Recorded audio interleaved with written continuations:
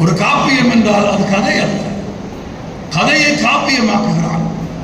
எல்லோருக்கும் அதிசயிக்கத்தக்க விதத்தில் ஒரு பாடல் சொல்கிறேன். இந்த அறிவியல் உண்மையை தெரிந்து கொள்ளுங்கள். பூமி உருண்டை என்று கலீலியோ சொன்ன போது மேற்குலகம் ஒப்புக்கொண்டதா? இல்லை.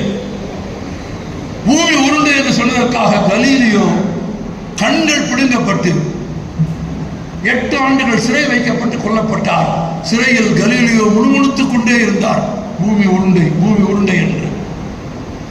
விஞ்ஞானம் ஒப்புக்கொள்ளவில்லை, மதபீடங்கள் ஒப்புக்கொள்ளவில்லை. பூமி உருண்டை என்றே யாருக்கும் தெரியாது, பூமி தட்டை என்றார்கள். ஆனால் பூமி உருண்டை என்று மேற்குலகம் கண்டுபிடிப்பதற்கு முன்பு, பூமி உருண்டை என்று மேற்குலகம் விஞ்ஞான ரீதியாக அறிந்து ஒப்புக்கொள்வதற்கு முன்பு பூமி உருண்டை என்று பாடியவன் கம்பன். எங்கே பாடினான்? எந்த இடத்தில் பாடினான்? அதுவும் ஒரு அழகு.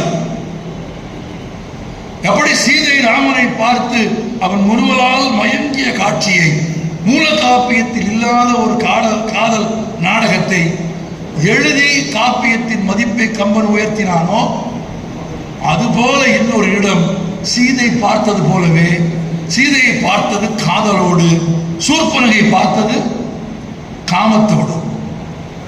காமத்தோடு சூர்பனகை பார்க்கிறாள். தலையிலிருந்து கால் வரை ராமனை பார்க்கிறாள். 20 பாட்டு. பல்லு, கண்ணு, மூக்கு எல்லாத்தையும் பார்க்கிறான். கம்பன் எழுதிட்டே வர்றான்.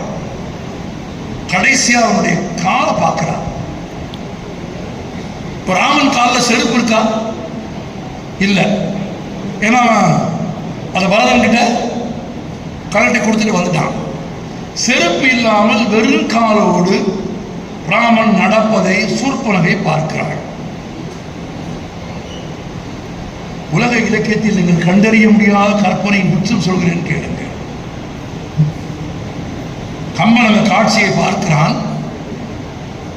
கம்பன் அந்த காட்சியை கற்பனையின் தேரேற்றி கொண்டு போய் சேர்க்கிறான்.